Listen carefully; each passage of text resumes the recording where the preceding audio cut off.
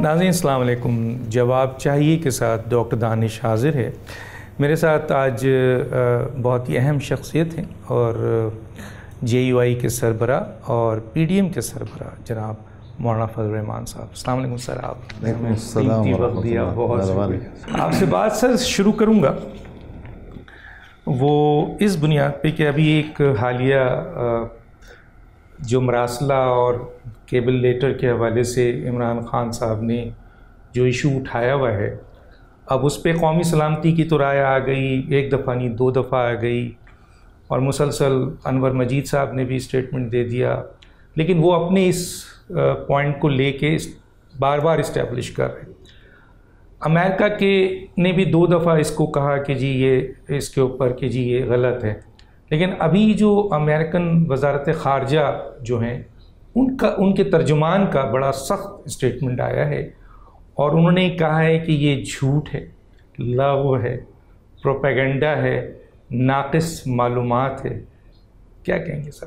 دیکھیے، ہم تو پہلے دن سے ہی کہہ رہے تھے کہ وہ ایک ڈرامہ کر رہا ہے، اور 3.5 سال یا 4.25 سال کی جو نااہلی، نالائقی، ناکامیاں، ان کو چھپانے کے لیے وہ ایک نیا بیانیہ تیار کر رہا ہے، لیکن اس نئے بیانیہ کی جو بنیاد اس نے رکھنے کی کوشش کی وہ بھونڈی اور انتہائی کمزور تھی، جس کو کسی فورم پر بھی قبول نہیں کیا گیا، کسی فورم پر اس کی تصدیق اب تک نہیں ہو رہی۔ اور جیسے کہ آپ دیکھ رہے ہیں اس وقت کہ وہ بھی رفتہ رفتہ اب اس بیانیے کو چھوڑتے جا رہا ہے، اب روز روز کوئی نیا بیانیہ جو ہے وہ اس کا سامنے آتا جا رہا ہے۔ تو اس لحاظ سے یہ شخص اس میں بڑی مہارت رکھتا ہے کہ کبھی کہ تو وہ پورے سیاسی کمپین الیکشن کا تبدیلی کے نعرے سے چلا رہا تھا، یا آج پھر آزادی کے نعرے سے چلا رہا ہے۔ ہاں سر، یہاں ایک سوال ضرور کرنا چاہوں گا میں کہ یہ سر یہ تو آپ کا نعرہ تھا 2018 میں، کیونکہ آپ نے جب آئے تھے اور یہ الیکشن ہوا تھا اور ریگ ہوا تھا اور ان کو لایا گیا تھا، تو یہ نعرہ تو آپ کا تھا۔ تو اس کا معنی یہ ہے کہ وہ ہماری نقالی کر رہا ہے، تو نقالوں سے ہوشیار رہنا چاہیے۔ اچھا سر، ویسے انہوں نے بڑا اچھا ایک اسٹیٹمنٹ بھی دیا جو آپ کے ترجمان ہیں، انہوں نے کہا کہ اس قسم کے جھوٹے لغو اور پروپیگنڈا سے پاکستان اور امریکہ کے تعلقات جو ہیں وہ خراب نہیں ہوں گے۔ میں تھوڑا سا سر آتا ہوں کہ تھوڑا سا اس خطے اور بین الاقوامی جو عنوان حالات ہیں اس سے شروع کر دیتا ہوں سر، کہ یہ جو جغرافیائی تبدیلی کی بات کی جا رہی ہے اور یہ بڑھ رہا ہے سلسلہ، تو اس سلسلے میں جو دنیا میں جغرافیائی تبدیلی جس میں کشمیر ہے، پاکستان ہے، اور اس میں ہم نے یہ بھی سنا جب پچھلی حکومت تھی وہ باضابطہ پاکستان کو 3 حصوں میں، کشمیر کو 3 حصوں میں، تو سر اس کے اوپر تھوڑا سا آپ اپنی رائے دیں گے؟ عمومی سیاسی ماحول میں 2 قسم کے الفاظ سنے ہوں گے۔ گریٹ گیم کی بات ہوتی رہتی ہے دنیا میں، ڈیپ سٹیٹ کی بات ہوتی رہتی ہے دنیا میں۔ یہ دونوں ایسے اصطلاحات ہیں کہ جس پر دنیا کی جو اسٹیبلشمنٹ ہے اور اس کے اندر کا جو ایک دماغ ہے جو منصوبہ بندی کرتا ہے، اور شاید وہ 30 سال، 40 سال، 50 سال بعد کی منصوبہ بندی کر رہا ہوتا ہے، تو عام آدمی کا ذہن وہاں تک نہیں پہنچتا فوری طور پر بھی۔ اور اگر آپ چیخ بھی رہے ہیں، چلا بھی رہے ہیں کہ بھئی یہ ایک خوفناک قسم کا منظر آنے والا ہے، تو آپ کی بات کو لوگ یقین نہیں کرتے، ہنس پڑتے ہیں، اور پھر ایک عرصے کے بعد آپ کو کہتے ہیں کہ جو آپ نے بات کی تھی وہ تو ٹھیک تھی، وہ اسی وقت مان لیتے ہیں۔ جس طرح ہم نے عمران خان کے بارے میں پہلے ہی کہہ دیا تھا کہ بیرونی ایجنٹ ہے، اور ایک ایجنڈے کے تحت وہ پاکستان کا خاتمہ کرنا چاہتا ہے، پاکستان کو نقصان پہنچانا چاہتا ہے۔ میں نے 2017 میں ایک بات کہی تھی پشاور میں، پاناما جب آیا تو میں نے اس وقت اس پر جو تبصرہ کیا تھا وہ یہی تھا کہ ایک بین الاقوامی سوچ ہے کہ اب 21ویں صدی میں نئی جغرافیائی تقسیم ہونی چاہیے۔ اس نئی جغرافیائی تقسیم کے لیے ملکوں کے اندر پہلے مرحلے میں سیاسی عدم استحکام لایا جائے گا۔ چنانچہ پاناما کے ذریعے سے پاکستان کے اندر ایک سیاسی عدم استحکام لایا جا رہا ہے، افغانستان میں پہلے سے ہی وہاں ایک انریسٹ موجود ہے، ایک خانہ جنگی ہے، وہاں پر لڑائی ہو رہی ہے، اور کشمیر کی صورتحال بھی بڑی گھمبیر ہے۔ اور اس وقت آپ نے دیکھا کہ فاٹا انضمام کی بات بھی اسی وقت اٹھی یکدم جی، اور اس میں بھی ایک بین الاقوامی پریشر تھا۔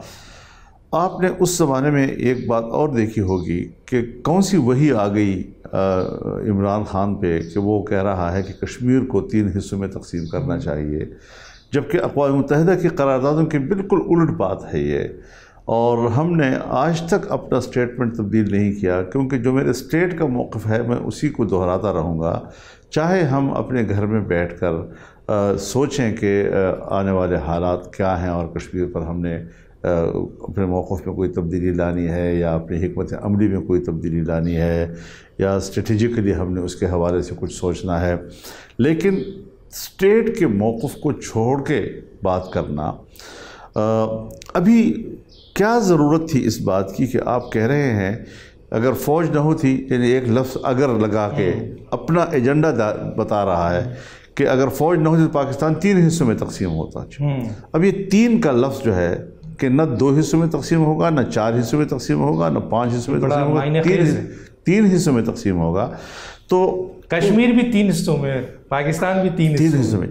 اب آپ جب وہ ہو گیا، کشمیر وہاں چلا گیا، ایک ہمارے پاس رہ گیا گلگت بلتستان کا، اس سے مختلف ہو گیا صورتحال جی۔ لیکن سیاسی عدم استحکام کے بعد پھر معاشی عدم استحکام آتا ہے۔ تو عمران خان کا دور جو ہے وہ معاشی عدم استحکام کا تھا، کہ جس کے اندر بغاوتیں اٹھتی ہیں کہ بھئی اس اسٹیٹ کے ساتھ پھر ہماری کیا وابستگی ہے جب بھئی ہمیں کھلا نہیں سکتا، پلا نہیں سکتا، اور معاشی طور پر پاکستان کو بٹھا کر رکھ دیا گیا جی۔ اب سوال یہ ہے کہ جیسے آپ نے کہا ایک شخص نا اہل ہے، نالائق ہے، ناکام ہے، پاکستانی روپیہ جو ہے اس کی تاریخ میں اس طرح بے قدری اس کی نہیں ہوئی ڈالر کے مقابلے میں، مہنگائی، بے روزگاری، ایک دلدل میں جا کر پوری قوم کو ڈال دیا، اور اب یہ ساری ناکامیاں چھپا رہا ہے ایک خط اور وہ بھی جعلی۔ تو اپنے ورکر کو مایوسی سے نکالنا، اس کو متحرک کرنا، اس کے لیے چالاکی کے ساتھ ایک ایسی بات کہہ دینا کہ جس کی کوئی بنیاد نہ ہو، اب نیا بیانیہ قوم کو دینا اپنی ناکامیوں پر پردہ ڈالنے کے لیے، کیا تک بنتا ہے اس کا؟ کس طرح قوم کو منہ دکھانے کے وہ قابل ہے؟ کس طرح پبلک کے سامنے وہ ایک جعلی قسم کا بیانیہ جو ہے وہ سامنے دینا چاہتا ہے، اور آئے روز بیانات تبدیل کرتا ہے۔ شہباز شریف کا نام بھی اب کہتے ہیں اب شہباز شریف کب سپاہ رہا ہے جی؟ اس کا اس سے کیا تعلق ہے جی؟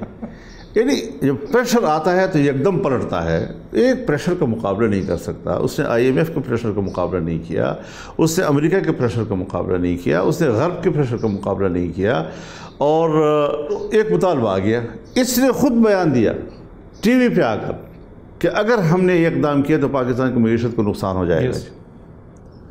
اب معیشت کو نقصان آپ نے آلریڈی اتنا پہنچایا ہوا ہے کہ فرانس مزید کیا نقصان پہنچائے گا آپ کو، لیکن یہ کہہ دیا اس نے۔ آج جب آپ اس قسم کی گفتگو امریکہ کے ساتھ کرتے ہیں تو اس کے ساتھ بھی میرے نظریے کے مطابق نہ صحیح، لیکن پاکستان ایز اے اسٹیٹ، اس کے 70 سالہ 72 سالہ ایک تعلق تو امریکہ کے ساتھ چلا آ رہا ہے، اور ہماری معیشت کی جو کچھ ستون ہیں، متعین ستون، اس میں ایک وہ بھی ہے۔ لیکن دلیل کی بنیاد پر ہمیں اپنے معیشت کو آزاد کرنا، اپنے ملک کو استحکام دینا، اس کے جغرافیے کو مضبوط اور مستحکم بنانا۔ اب اس میں اگر آپ سپہ سالار کے اوپر آ جاتے ہیں، دیکھیے سپہ سالار سے ہمیں بھی شکایتیں تھیں، ہم نے بھی ان سے گلے کیے ہیں، ہم نے بھی ان سے شکایتیں اور برملا بھی کی ہیں، ایسا نہیں کہ نہیں کی، لیکن بطور ادارہ جس طریقے سے انہوں نے، ان کے ورکروں نے ادارے کو گالیاں دی ہیں، فوج کو گالیاں دی ہیں، فوج کی قیادت کو گالیاں دی ہیں، یہ روش تو میرے خیال میں پاکستان کے اندر، یہ پاکستان کے مستقبل کو کیا سوچے گا، دشمنوں کو کیا میسج دے گا، سرحدات پر ہماری پوزیشن کو کیا ہوگا۔ وہ جو سپاہی آپ کا کھڑا ہے، وہ جو اپنے بارے میں اس قسم کی چیزیں سنے گا، اس کے مورال کا کیا بنے گا۔ اور لیکن سر فواد چودھری نے بھی جو ابھی چوکیدار اور یہ سب جو بیان دیا، یعنی احمقوں کی جنت میں جو لوگ رہتے ہیں ہمیں ان سے واسطہ ہے۔ بابا آپ کہتے ہیں جی کہ جب گھر پر ڈاکو ڈاکہ ڈالیں اور چوکیدار کہے کہ میں نیوٹرل ہوں، یہ کیسے ہو سکتا ہے جی؟ بابا چوکیدار جو ہے وہ حکومت کا چوکیدار نہیں ہے، وہ ملک کا چوکیدار ہے. ہم نے تو جو بات کی تھی وہ یہی کی تھی کہ حکومت کے حوالے سے وہ نیوٹرل رہیں، اور جب وہ آپ کے پشت پہ تھے اور آپ کو سپورٹ دے رہے تھے تو ہم اس پالیسی سے اختلاف کر رہے تھے.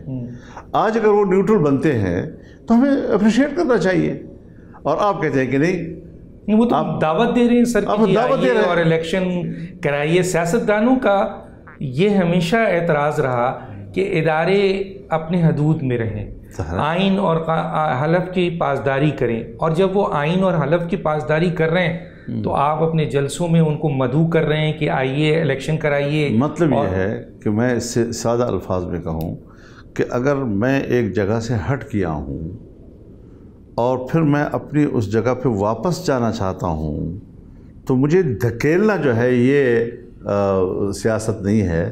مجھے اپنے اسی اصل مقام تک پہنچنے دیا جائے، وہ اصل چیز ہے.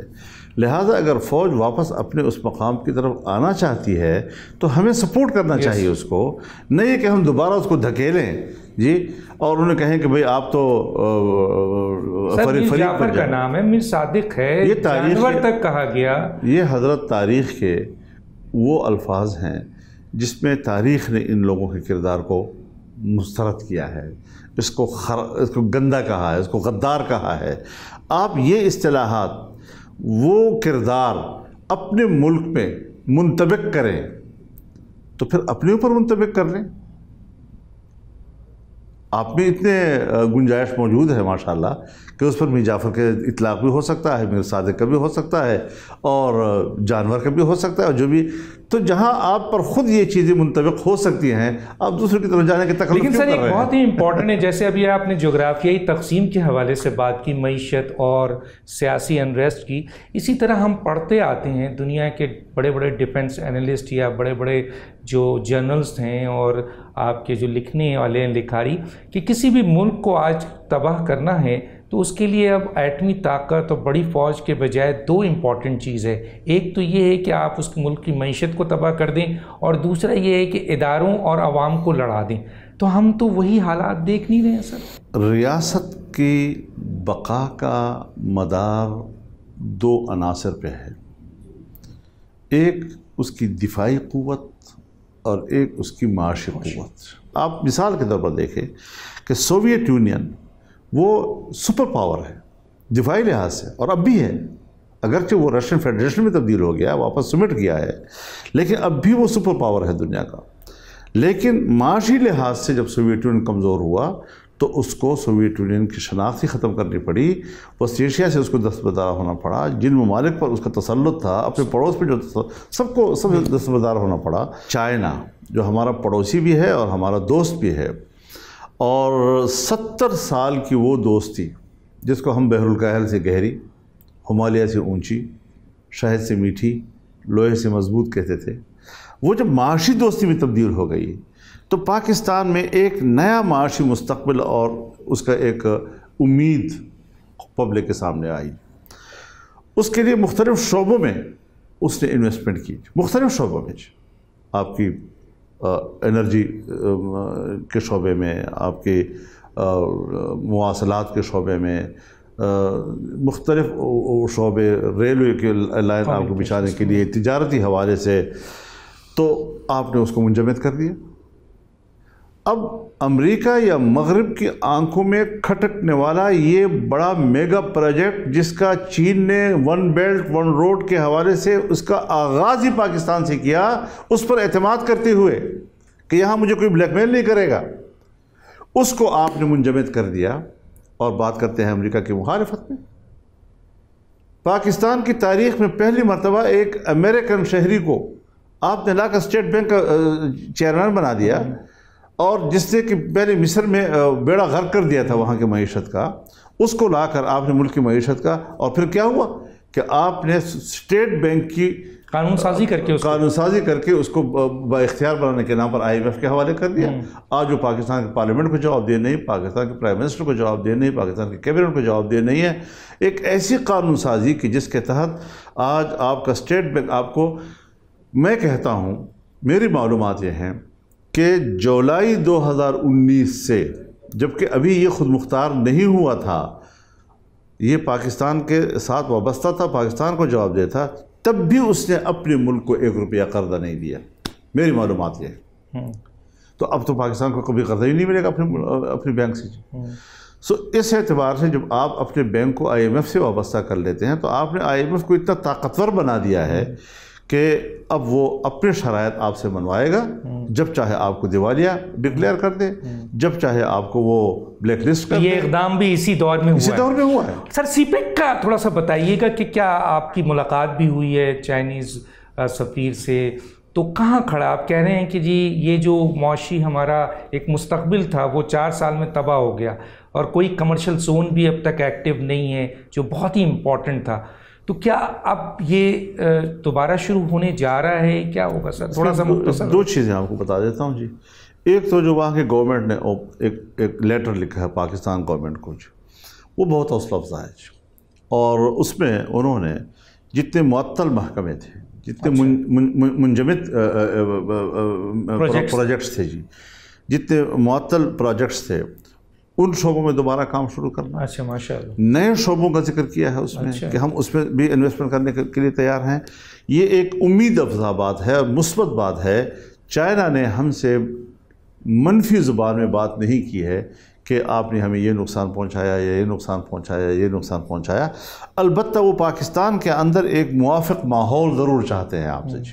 تو یہ ساری چیزیں چائنا کی رپورٹ میں بھی ہے۔ ایگریکلچر میں بھی کچھ انہوں نے کہا ہے سر؟ کل میرے ساتھ جو بات ہوئی، انہوں نے ایگریکلچر کو پرائیورٹی دینے کی بات کی ہے، اور ظاہر ہے پاکستان 70% جو ہے، تو پھر اس کا مطلب یہ ہے کہ موجودہ جو حکومت ہے اس کے اوپر چائنا کا اعتماد ہے سر؟ اس پر اعتماد بھی ہے، اس کے ساتھ وہ کام بھی کرنا چاہتے ہیں، اور میرے خیال میں پاکستان کی معیشت کو ہمیں پرائیورٹی دینی چاہیے، اور جو بھی ملک دنیا میں ہمارے ساتھ پاکستانی معیشت میں کوآپریٹ کرنا چاہتا ہے، پاکستانی مفادات کے تحفظ کی ہمیں ضمانت دینا چاہتا ہے، ہمیں ان کے مفادات سے کوئی جھگڑا نہیں ہے، لیکن بڑی طاقتیں اپنے مفادات کی جنگ میں ہمیں تو تباہ نہ کریں۔ پاکستان تو 25 کروڑ لوگوں کا ملک ہے، کوئی چھوٹا ملک نہیں ہے جی، اور اس کو بھی اب اگر آپ تقسیم کرنے کی باتیں شروع کر دیں تو میں تو نہیں سمجھتا کہ اس قسم کے لوگ پاکستان کے وفادار ہو سکتے ہیں۔ ٹھیک ہے سر، میں چھوٹا سا ایک بریک لوں گا۔ ناظرین، ایک چھوٹا سا بریک پہ واپس آتے ہیں۔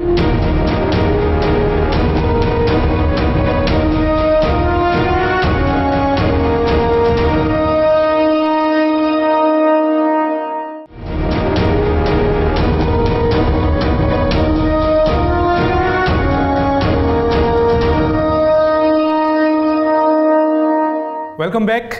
اچھا حضرت، یہ مجھے تھوڑا سا یہاں گائیڈ کرتے ہوئے پھر میں ذرا 2-4 اہم امپورٹنٹ پوائنٹس بھی ذرا لوکل ایشوز پہ، ایک تو اداروں کی تقسیم کے حوالے سے ذرا مجھے بتائیے، یہ بھی ایک بڑی سازش ہو رہی ہے۔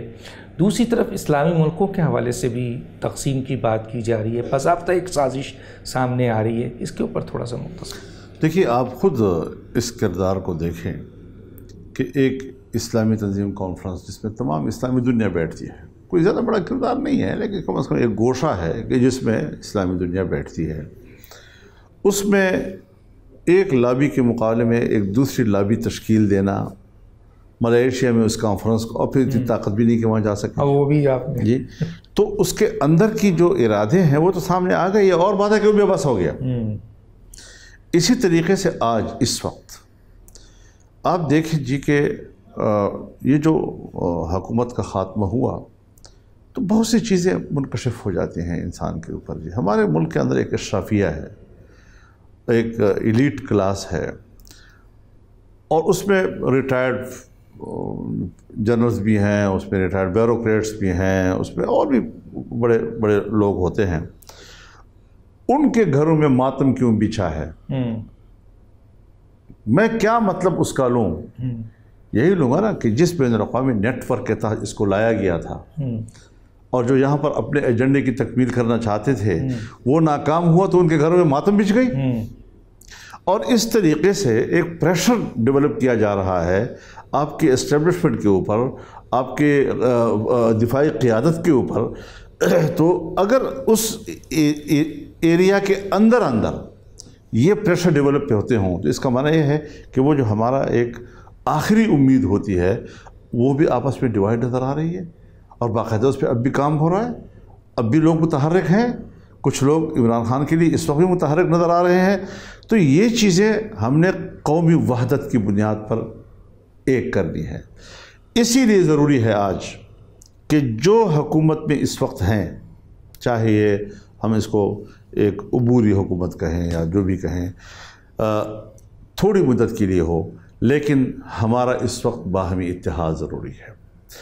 دنیا ہم سے توقع رکھتی ہے کہ پیپلز پارٹی ہو، مسلم لیگ نون ہو، جمعیت علماء اسلام ہو، ہمارے ساتھ جتنی بھی تنظیمیں جماعتیں اس وقت حکومت کے اندر شامل ہیں، یہ سب کے سب اپنی وحدت کو برقرار رکھیں۔ یہ ایک قومی وحدت کا اظہار ہوتا ہے، اور اس کو شکست دینا کوئی آسان کام نہیں ہے۔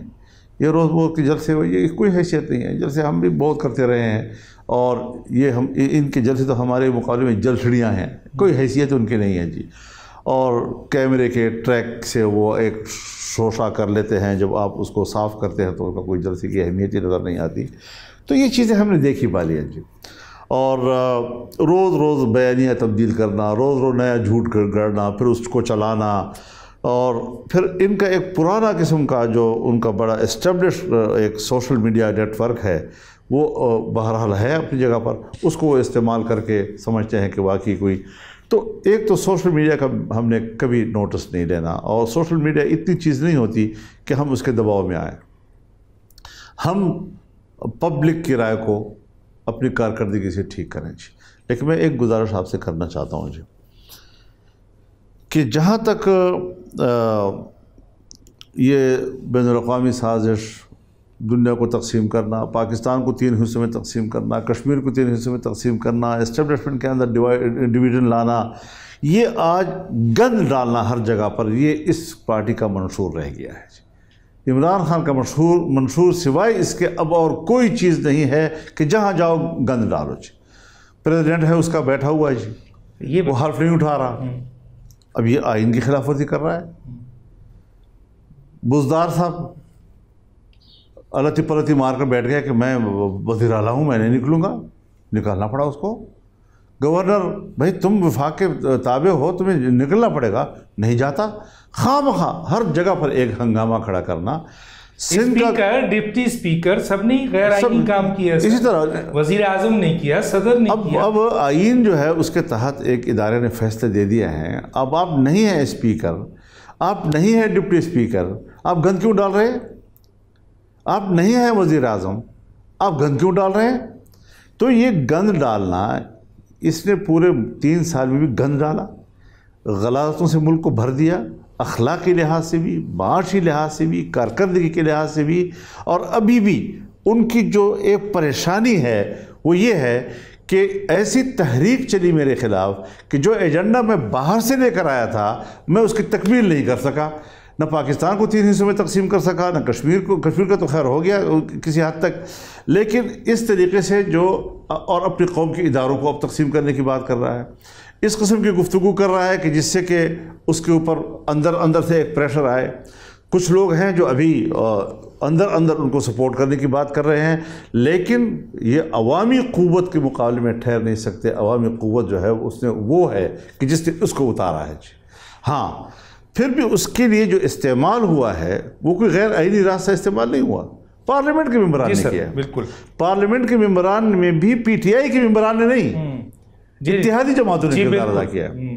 تو اس ساری صورتحال میں بہت ہی ہم سیدھے طریقے سے گئے ہیں، لیکن اب جس گند میں ہم پڑے ہوئے ہیں، دیکھیے عام آدمی کیا ہے، اور خاص طور پر ہمارا جو مخالف ہے وہ روزانہ کوئی ٹویٹ کرتا رہتا ہے جی، اس سے یہ کیا کہنا ہے جی، آج 1 روپے قیمت بڑھ گئی، آج 1 روپیہ گر گیا، آج مہنگائی 1 روپیہ بڑھ گیا، اب تم کدھر ہو، اب تو تمہاری حکومت ہے۔ بابا 3.5 پونے 4 سال کا گند آپ ہم سے توقع رکھتے ہیں کہ ہم 2 دن اور 3 دن کے اندر پورے صاف کر دیں؟ لیکن یہ سوال تو وہ بھی اٹھاتے ہیں نا سر کہ 70 سال کا گند جو ہے وہ آپ 3 سال میں ہم سے کیسے صاف کرا رہے ہیں؟ دیکھیے ہم نے 4 یا 5 بجٹ دیے جی، کوئی معاشی بحران نہیں تھا ملک کے اندر، 6.5% سالانہ کی شرح نمو کے ساتھ ہم نے بجٹ چھوڑا ہے جی، یہ 0 پہ لے آیا ہے جی۔ کیا گند صاف کیا ہے جی؟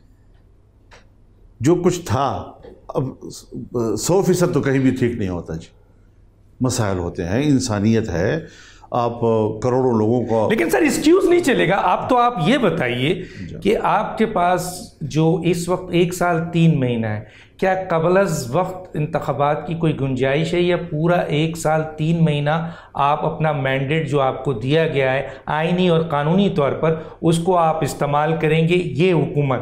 اور اس حکومت کی پرائرٹیز کیا ہوگی سر؟ یہ کس کو زیادہ ریلیف دینے کی کنڈیشن؟ دیکھیے، ہم پہلی بات تو یہ ہے، ایک سوال تو یہ ہے کہ میری کیا رائے ہے، میری پارٹی کی کیا رائے ہے. ہم نے 3 ساڑھے 3 یا پونے 4 سال جو تحریک چلائی ہے وہ الیکشن کے لیے چلائی ہے، لیکن ہم نے ایک اصول کو اپنے پلو باندھا ہے، اس کو اس سے ہٹے نہیں ہے کہ تمام اپوزیشن جہاں متفق ہوتی ہے ہم اس کے لیے اپنی رائے پر نرم کر لیتے ہیں. بالکل صحیح. جیسے ہماری رائے تھی کہ استعفے دیے جائیں، بعد میں تسلیم بھی کیا گیا. بالکل صحیح. بڑوں نے کہا کہ بھئی آپ کی بات ٹھیک تھی، لیکن اب وہ گزر گیا وقت.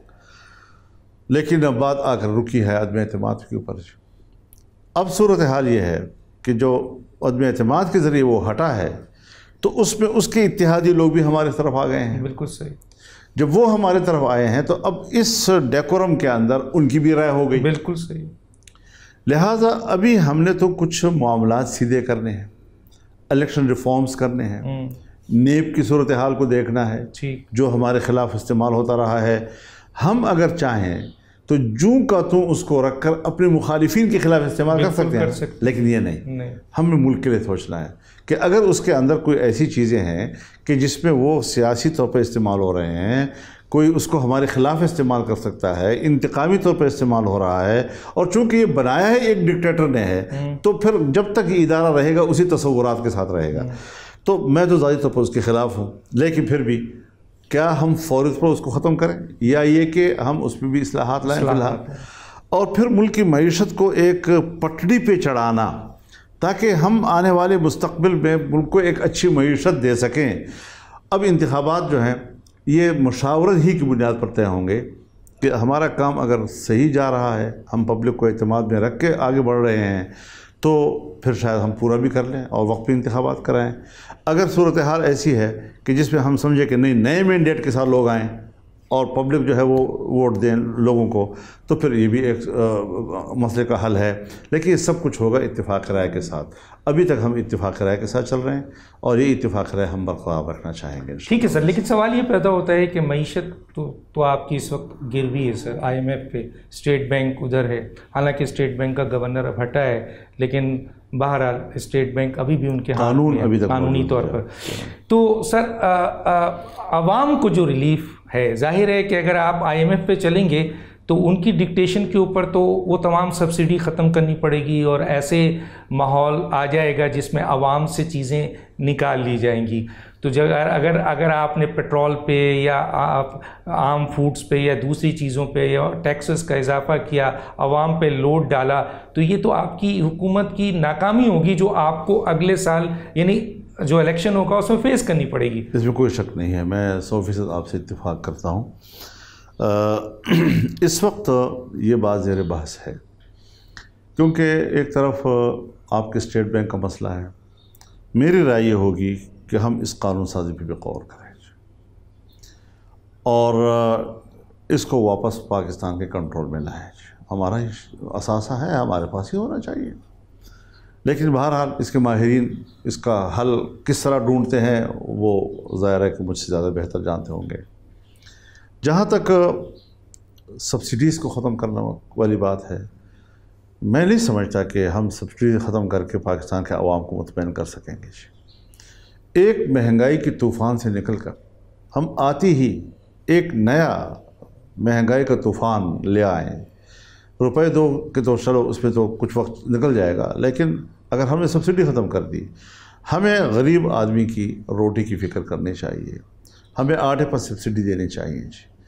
وہ چیزیں جو زیادہ تر ایلیٹ کلاس استعمال کرتی ہے وہاں پر آپ ٹیکس بڑھائیں، مسئلہ نہیں ہے.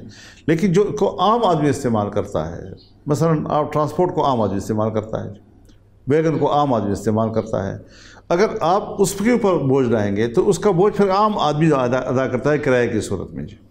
تو پھر آپ کو نیو کانٹریکٹ کی ضرورت پیش آئے گی. تو میں یہی سوچ رہا ہوں ہم نے یہی اب اس گورنمنٹ کو رائے دی ہے کہ IMF پر واضح کر دیا جائے اور بڑے خود اعتمادی کے ساتھ اس پر واضح کر دیا جائے کہ آپ نے اگر ماضی میں کوئی معاہدات کیے تو وہ ایک سلیکٹڈ حکومت کے ساتھ کیے ہیں، عوام کے نمائندہ حکومت کے ساتھ نہیں کیے، لہٰذا نئی حکومت کی نظر میں وہ معتبر نہیں ہے۔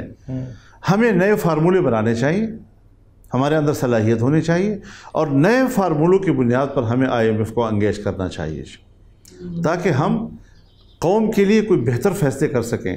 اگر پھر بھی ہم پر وہ مسلط ہیں اور ہم نے انہی کے دباؤ میں فیصلے کرنے ہیں، انہی کے دباؤ میں ہم نے قیمتیں بڑھانی ہیں، تو پھر عام آدمی کو ہم کیا فرق ثابت کر سکیں گے اپنے اور ان کے درمیان؟ تو پھر تو یہی ہوگا کہ پبلک کہے گی کہ الیکشن کرو، ہم نئے مینڈیٹ کے ساتھ فیصلہ کرنا چاہتے ہیں۔ لیکن ایک بات ذہن میں رہنی چاہیے کہ جو حکومت ناکام ہو کر مسترد ہوئی ہے، خود پارلیمنٹ میں مسترد کی ہے، وہ حکومت اگر دوبارہ آتی ہے تو اس کا معنی یہ ہے کہ جو بچا کچھ ایجنڈا تھا وہ بھی تباہ کر دیا جائے۔ لہٰذا اس بات سے تو آپ مطمئن رہیں کہ جو لوگ 4 سال کے اندر یا پونے 4 سال کے اندر ملک کی معیشت کو تباہ کر چکے ہیں، آپ نے میری تقریر سنی ہوں گی، میں اپنی تقریر میں بار بار یہ بات کہتا رہا ہوں جلسہ عام میں، کہ اب چیلنج یہ نہیں ہے کہ ملک کی معیشت تباہ ہو گئی ہے، چیلنج یہ ہے کہ اس کو دوبارہ اٹھایا کیسے جائے گا۔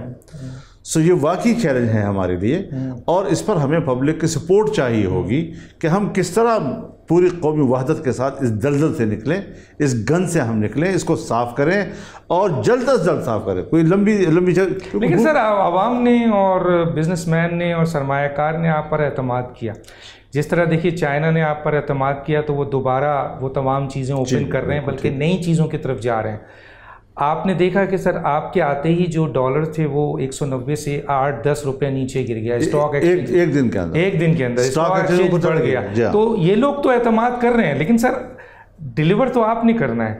اگر آپ نے بھی وہی رویہ رکھا، IMF کی ڈکٹیشن پہ چلے، IMF کی رائے پہ چلے، جو کہ جس تباہی کو 4 سال عوام نے فیس کیا ہے اور لوگ خودکشی اور مر رہے ہیں، تو پھر تو اعتماد تو ملا ہے آپ کو۔ اب تو آپ کی کارکردگی کا وقت ہے۔ میں نے پرائم منسٹر کی سربراہی میں تمام پارٹیوں کی میٹنگ کے دوران یہی کہا کہ ہم نے کوئی اقدامات نہیں کیے، صرف حکومت چینج ہوئی اور اگلے دن 8-10 روپے ہمارا روپے بھی مستحکم ہوا ڈالر کے مقابلے میں، اسٹاک ایکسچینج بھی اوپر چلا گیا، ہم نے فوری طور پر تنخواہیں بھی بڑھا دی 10%، پینشن بھی بڑھا دیا 10%۔ یہ فوری اقدامات تھے، یہ امید کی بنیاد پر سب کچھ ہوا کہ پبلک کے اندر ایک اطمینان آیا۔ چین دوبارہ آمادہ ہو گیا، بڑی بات، صرف ایک حکومت کی تبدیلی کی وجہ سے۔ اس نے نہیں دیکھا اس بات کو کہ ہماری اقدامات کیا ہیں، لیکن اس کو اعتماد ہے کہ یہ اچھے اقدامات کی طرف اور ہمارے اس انویسٹمنٹ کو سپورٹ کرنے کی جذبے سے کے حامل لوگ ہیں۔ تو یہ ساری چیزیں جو ہیں اس وقت تو ابتدا میں ہم لوگوں کو ایک اچھی امید کے تحت ملک کی معیشت کو بہتری کی طرف لے جا رہے ہیں۔ اقدامات ہم نے کرنے ہیں، مضبوط اقدامات کرنے ہیں، میں آپ کے 100% آپ سے اتفاق کرتا ہوں، اور ہمیں اس حوالے سے بلیک میل نہیں ہونا چاہیے۔ اچھا سر، یہ بتائیے کہ اس سے پہلے کہ میں آپ کی طرف ہوں، ایک چھوٹا سا بریک مجھے کہا جا رہا ہے، ایک چھوٹا سا بریک پہ واپس آتے ہیں۔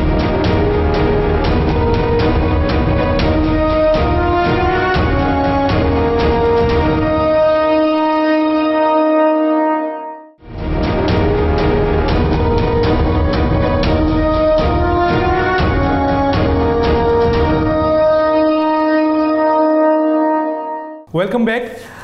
اچھا سر، یہ تو بڑا مشکل ہو جائے گا۔ ابھی دیکھیے وزیر اعظم اور کابینہ لندن چلی گئی ہے، تو بظاہر لوگ اس سوال یہ اٹھا رہے ہیں کہ 2 وزیر اعظم کیسے حکومت چلائیں گے؟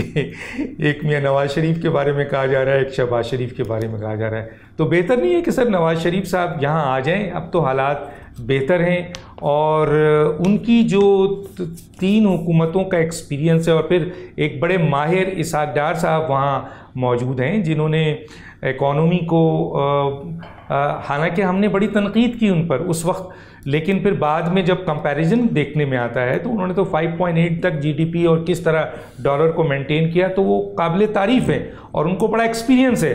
تو کیا بہتر نہیں ہے کہ وزیر اعظم ادھر جائیں، خود نواز شریف صاحب اور اسحاق ڈار صاحب یہاں تشریف لیں؟ دیکھیے بات یہ ہے کہ وہ ایک پارٹی ہے اور وہ پارٹی ٹیم کے تحت کام کرتے ہیں. نواز شریف صاحب جس بنیاد پر ملک سے باہر گئے ہیں اس حوالے سے اس کی واپسی میں ابھی تک کچھ قوانین رکاوٹ ہیں، کچھ قانونی چارہ جوئی اس کی گئی.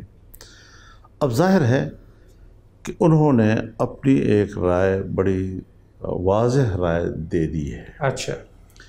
اور ظاہر ہے کہ اب وہ پارٹی لیڈر بھی ہے، تو پارٹی قائد ہونے کے ناطے جب یہاں پر ایک ان کی گورنمنٹ کے ماحول میں ایک سوالات پیدا ہوئے اور اس بریفنگ سے وہ مطمئن نہیں ہیں، تو پھر ان کو براہ راست آپس میں ملنا ہے. تو لندن میں نہیں ملیں گے تو کہاں ملیں گے؟ تو یہ حکومت نہیں جا رہی، نہ کابینہ جا رہی ہے، ان کی پارٹی جا رہی ہے اور پارٹی کے کچھ افراد وہاں پر جا کر مشاورت کر کے. تو یہ تو ایک ایسا ناگزیر قسم کی صورتحال میں اس طرح ہوتا رہتا ہے. نواز شریف صاحب کا کیا، آپ تو بات ہوتی رہتی ہے موجودہ حکومت عوام کے حوالے سے، ان کی کیا ڈائریکٹیوز ہیں سر؟ وہ بہرحال یہ چاہتے ہیں کہ جو ہم نے پبلک سے کہا ہے ہم اس کو پورا کرنے کی طرف جائیں اور دنیا کے ساتھ ہم نئے شرائط پر اور نئے فلسفے پر ہم کام کرنا شروع کریں. یہ جو جس حکومت نے ایک ریت ڈال دی ہے اور جس طرح ہم نیچے دبتے چلے گئے اور دبتے چلے گئے اور دبتے چلے گئے، اور آج بھی ہمیں کہا جا رہا ہے کہ آپ اوپر پریشر ہے اور یہ ملک یہ ہو جائے گا اور وہ ہو جائے گا، تو اس حوالے سے ہمیں تبدیلی لانی پڑے گی اور اس پر ہمیں کمپرومائز نہیں کرنا چاہیے. ہم بالکل کہیں نہیں جا رہے. ان تمام حالات کا مقابلہ قوم نے بڑے وحدت کے ساتھ کیا ہے. بھوک برداشت کی ہے، بل نہیں ادا کر سکے بجلی کے، گرمی برداشت کی ہے، انہوں نے تعلیم کے لیے فیس نہیں ادا کر سکے، حالت یہاں تک آ گئی، لیکن لوگوں نے برداشت کیا. اور اب ہم مزید جب ان کو ایک امید آ گئی ہے تو اب بھی مجھے یقین ہے کہ پبلک کی تائید کے ساتھ ہم ایک نئے اقدامات کی طرف جائیں. لیکن ریلیف دیتے ہوئے سر ایسا تو ممکن نہیں ہے کہ مزید اس پہ بوجھ ڈال دیا جائے. نہیں، اس کا تو میں آپ سے بات کر چکا ہوں نا جی. اب بات یہ ہے کہ اس وقت صورتحال یہ ہے کہ جس طرح عمران خان نے 3.5 سال نااہلی، نالائقی اور ناکامیوں کا دور سمجھا جاتا ہے، اب اس کی کوشش یہ ہے کہ نئی گورنمنٹ کسی بھی شعبے میں کامیاب نہ ہو سکے، معیشت کو بہتر بنانے میں وہ کامیاب نہ ہو سکے، لہٰذا وہ حکومتی اقدامات کے سامنے روڑے اٹکا رہی ہے تاکہ اگر ہم بہتر طور پر آگے جا سکیں. لہٰذا میری حکومت کو یہ مشورہ ہے کہ آپ ان کے جلسوں کا نوٹس لینے کی بجائے فیصلے کرتے جائیں، اقدامات کرتے جائیں، کام کرتے جائیں. اور بہت صحیح بات. جلسوں کی ضرورت ہوگی تو ہم کریں گے. بالکل. جیسے ہم نے 19 مئی کو کراچی میں بڑا جلسہ کرنے کا فیصلہ کر لیا ہے اور انشاءاللہ ہوگا اور تاریخی ہوگا انشاءاللہ العزیز. اور پھر 21 مئی کو ہم نے پشاور میں جلسہ عام کا اعلان کر دیا. مثلا یہ ایک الگ چیز ہے سر، لیکن حکومتی اقدامات، لیکن حکومتی اقدامات کے لیے یہ ہمیں سوچنا چاہیے کہ اس کی جو بھاگم دوڑی ہے فوری طور پر اور خاک سر پہ اڑا رہا ہے، یہ ساری کی ساری اس لیے کہ اپنی ناکامیوں کو چھپائے اور نئی حکومت کو جو ہے کوئی کامیابی کی طرف بڑھنے نہ دیا جائے. لیکن سر میں یہاں پہ آگے بات کروں گا، لیکن اس سے پہلے یہ پوچھنا چاہوں گا آپ سے کہ اس وقت جو مسائل کی جڑ ہے، جو وہ جس کے ذریعے پچھلی حکومت اپنے کچھ عملاً ایسے کام کر رہے ہیں جو روڑے اٹکا رہے ہیں، وہ صدر ہے. اب ظاہر ہے ان کی امپیچمنٹ تو ہو نہیں سکتی، اپنے اتنے نمبر بھی نہیں ہے، لیکن بہرحال جب بھی ہوئے کہا یہ جا رہا ہے کہ نیکسٹ صدر جو ہیں وہ جو اس موجودہ حکومت میں وہ مولانا فضل الرحمان صاحب ہوں گے، اور JUI کی یہ خواہش بھی ہے، ہم نے سنا ہے سر. اس کے بارے میں آپ کیا کہیں؟ میرے خیال میں ابھی اس پر ہمیں کوئی بات زیادہ نہیں کرنی چاہیے اور میں خود کرنا بھی نہیں چاہتا، کیونکہ جب میرا نام آتا ہے تو میں اپنی ذات کے حوالے سے کوئی ایسا ایشو ڈسکس نہیں کرنا چاہتا. ہاں، میری پارٹی کو اگر یہ مطالبہ ہے تو ایک جمہوری حق ہے اور اس کے لیے حالات بنتے بھی ہیں، نہیں بنتے ہیں، جو بھی بنتے ہیں تو وہ اپنی جگہ پر ہوتے ہیں. آخر آپ نے میری پارٹی کو دیکھا، 2002 میں نے پرائم منسٹر کا الیکشن لڑا ہے، 1 ووٹ سے ہم ہارے ہیں. پھر ہم نے پچھلی دفعہ اسی حکومت کے اندر صدارتی الیکشن لڑا دوسرے نمبر پر میں نے ووٹ لیا ہے اس میں جی. تو یہ کوئی ایسی چیز نہیں ہے ملک کی سیاست میں کہ صدر کا الیکشن ہو، پرائم منسٹر کا الیکشن ہو، وزارتیں لینا ہو، ملک کے نظام کو چلانا ہو. جب ہم الیکشن لڑتے ہیں، اسمبلیوں میں آتے ہیں، تو اسمبلی میں آنے کا مقصد بھی حکومت کرنا ہوتا ہے. لیکن اگر آپ حکومت بنانے کی پوزیشن میں نہیں ہیں تو پھر آپ اپوزیشن میں بیٹھ جاتے ہیں. اگر آپ اس پوزیشن میں آ جاتے تو حکومت کر رہے ہوتے ہیں جی.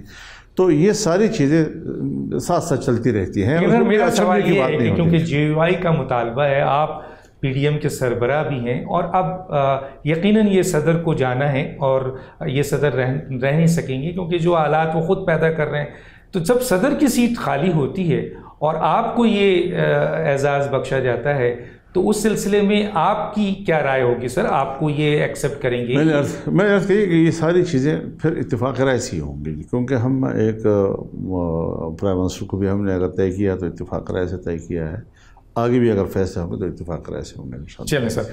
اچھا سر، یہ مجھے بتائیے کہ میں ابھی ایک ویڈیو دیکھ رہا تھا، اس ویڈیو میں جو بات تھی کہ آیا عمران خان صاحب مولانا فضل الرحمان کے اتنے خلاف کیوں ہیں. یہ میں نے ایک ویڈیو دیکھی ہے اور وہ امریکہ کے ایک صاحب نے اندر کی چند بات کی ہے، وہ میں کوٹ کرنا چاہ رہا ہوں اور مولانا صاحب سے اس کی رائے لینا چاہ رہا ہوں. انہوں نے کہا ہے کہ نہ آپ کا کوئی خاندانی جھگڑا ہے، نہ آپ نے کوئی پرمٹ لیا ہے، ساری چیزیں اوپن ہیں، یہ سب لغو باتیں ہیں، جھوٹ باتیں، آپ پر الزام لگایا جاتا ہے. آخر لڑائی کیا ہے عمران خان سے؟ تو انہوں نے ڈسکلوز کیا، انہوں نے کہا کہ کیونکہ 1973 کے کانسٹیٹیوشن کو جو بنایا ہے اور جس میں قائدیانی کو کافر قرار دیا گیا تھا، وہ حضرت مولانا مفتی محمود صاحب کا میجر ڈرافٹ تھا، اور انہوں نے یہ بہت بڑا ایک کام کیا تھا جو دنیا اسلام کے لیے اور خاص طور پہ پاکستان کے مسلمانوں کے لیے بہت اہمیت کا حامل ہے. تو وہ یہ کہتے ہیں کہ یہ لڑائی اس کی وجہ ہے. کہ آپ اس پہ کیا کہیں؟ یہ کلپ میں نے بھی دیکھی ہے. اچھا، دیکھا آپ؟ جی، یہ میں نے بھی دیکھی ہے اور مجھے بھی بڑا تعجب ہوا کہ کس طرح لوگ یہ تو ظاہر ہے بین الاقوامی سطح پر بنائی گئی ایک سازش کے تحت اس کو یہاں لانچ کیا گیا تاکہ ملک میں علماء کو شکست دی جا سکے، اور جو ختم نبوت کے عقیدے کے تحفظ کے لیے ہر وقت چوکیداری کر رہے ہوتے ہیں اور اس کے لیے حساس رہتے ہیں، اس طبقے کو ملک کی سیاست میں راندہ درگاہ کر دیا جائے. تو وہاں جو ہم نے سٹینڈ لیا ہے تو ہم سمجھے ہیں، اور میں نے تو اپنے کارکنوں کو ملین مارچوں میں بھی مبارکباد دی ہے کہ بہت سی چیزیں ہو سکتی ہیں کہ جو ملک کی معیشت کے حوالے سے ہوں گی اور تجارت کے حوالے سے ہوں گی، بین الاقوامی تعلقات کے حوالے سے ہوں گی، خارجہ پالیسی کے حوالے سے ہوں گی. وہاں شاید ہم کچھ جو نقصانات تھے ان کا راستہ نہ روک سکے ہوں مکمل طور پر، لیکن جو مذہبی ایشوز ہیں، چاہے وہ ناموس رسالت کے حوالے سے ہو، چاہے وہ عقیدہ ختم نبوت کے حوالے سے ہو، اسلامی دفعات کے حوالے سے ہو، اس پر ہم نے ان کے ایجنڈے کو ناکام بنا دیا ہے. یعنی یہ ہماری ایک کامیابی ہے اس حوالے سے کہ اس پر ہم نے اس کو ناکام بنا دیا ہے. اب پتہ چلا ہے کہ اس کا تو جھگڑا ہی میرے ساتھ اس پس منظر میں ہے اور اس پر وہ گواہ پیش کر رہے ہیں محمود صاحب کا، وہ اس پہ گواہ. اب وہ بھی یہ نہیں تھا کہ صرف مفتی محمود صاحب رحمہ اللہ تھے، میرے والد صاحب علمی مناقشے میں مفتی صاحب پیش تھے. جی بالکل. لیکن بہرحال وہ قرارداد مولانا نورانی صاحب نے پیش کی تھی، پورے اپوزیشن جو ہے اس کی محرک تھی، تو جماعت اسلامی اس میں تھی، باقی تمام جماعت. لیکن سر نو پلگ ڈرافٹنگ، یہ امپورٹنٹ پوائنٹ، وہ تو مولانا مفتی محمود صاحب، یہ چیز اپنی جگہ پر ہے کہ مفتی صاحب فرماتے تھے کہ میں نے ساری رات جاگ کر گزارتا تھا، ایک ایک کتاب میں دیکھتا تھا ان کی کتابوں کی عباراتیں نکالنا، پھر اس کے جوابات دینا، پھر اس پر احتمال کے طور پر کہ اس پر یہ کیا تعویل کر سکیں گے، پھر ہم نے کیا جواب دینا ہے، وہ کیا تعویل کر سکیں گے، ہم نے کیا جواب دینا ہے.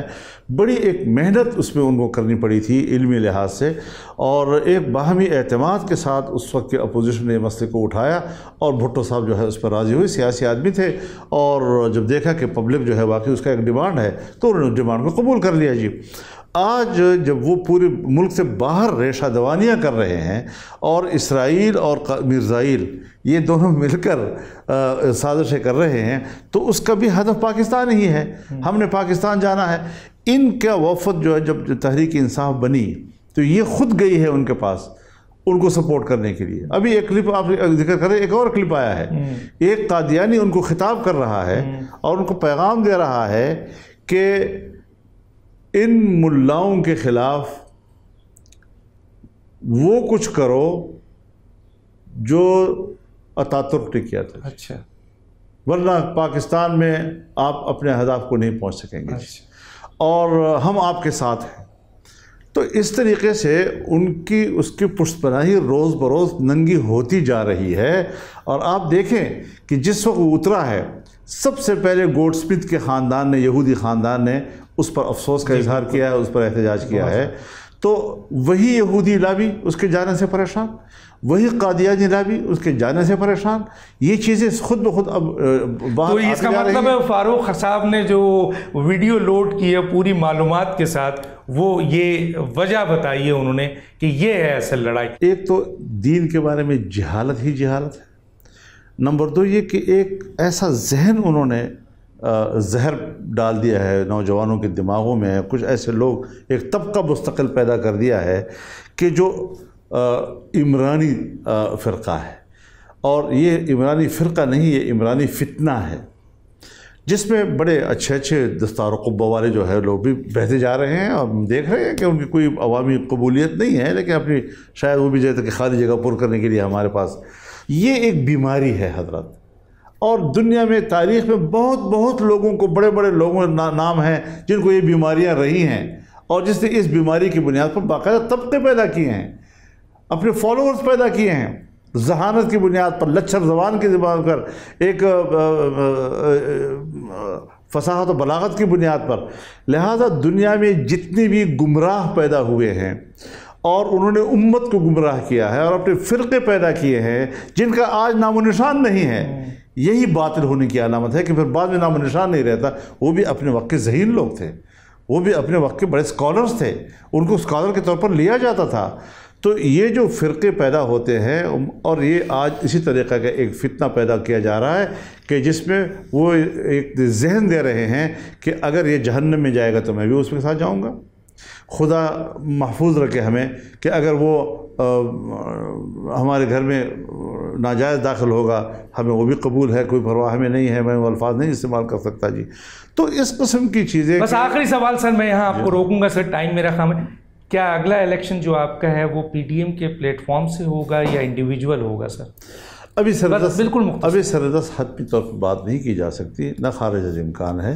لیکن چونکہ یہ بات واضح ہے کہ پی ڈی ایم ایک تحریکی اتحاد ہے، ایک انتخابی اتحاد نہیں.